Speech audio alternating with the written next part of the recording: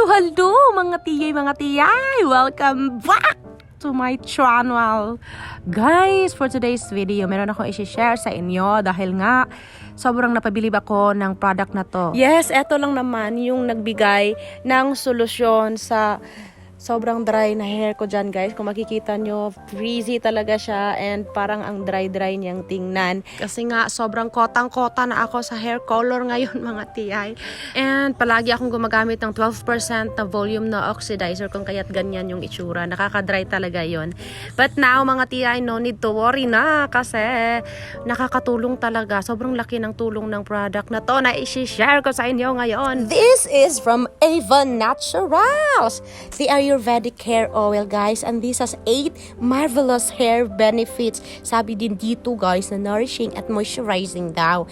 And yes, na-prove ko talaga yon kasi nga parang naging mabuhay ulit.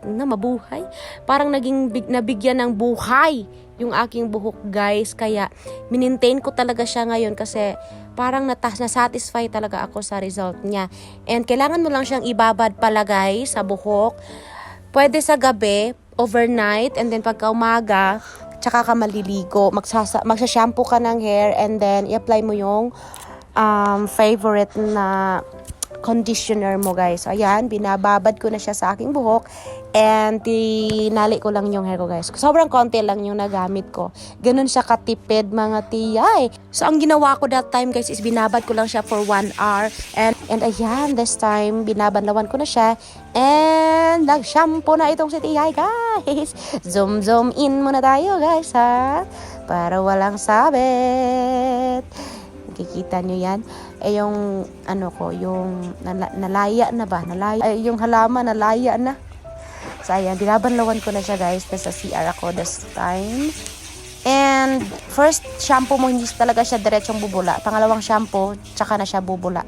And ayan, make sure na gumamit tayo ng cotton na tela, guys. Yun yung ginagamit ko para hindi mag-dry yung hair natin. Ayan, pinapatuyo ko lang siya sa kanya lang, guys. Hindi ako gumamit ng blower.